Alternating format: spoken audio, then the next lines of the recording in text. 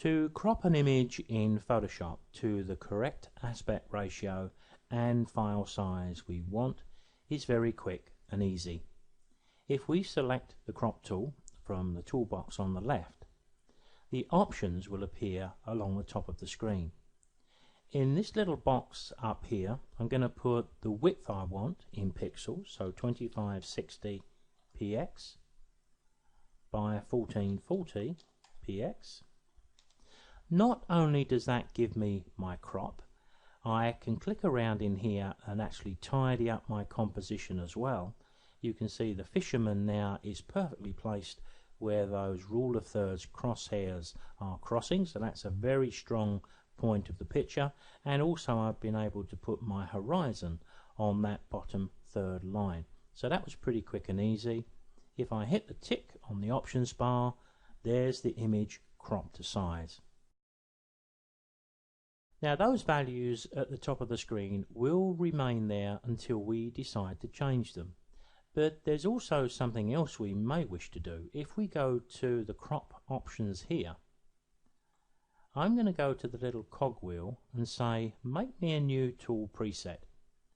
I could just forget all of those pixel values there and I could just say animated image, because that will tell me instantly it's an animated image for my slideshow.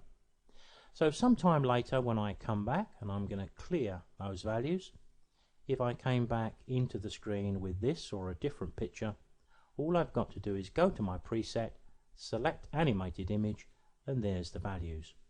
And of course all we need to do is to save this as a JPEG file at level 6 compression into the folder we're working in. I may as well just follow that through, given that this video is going to be very short. So File, Save As, it's going to default back.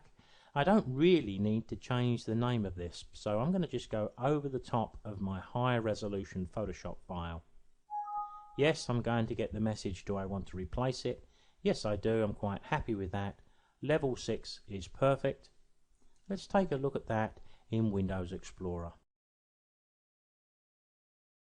Opening up Windows Explorer, there's the high resolution Photoshop file, which in actual fact isn't high resolution anymore, as we can see from the flag that's opened up.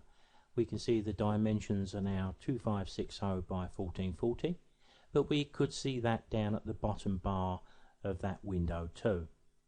So always remember, copy all of the images into the folder that you intend to use for your slideshow. Then you can do as much cropping or changing of these files as you see fit without any risk to your high resolution originals.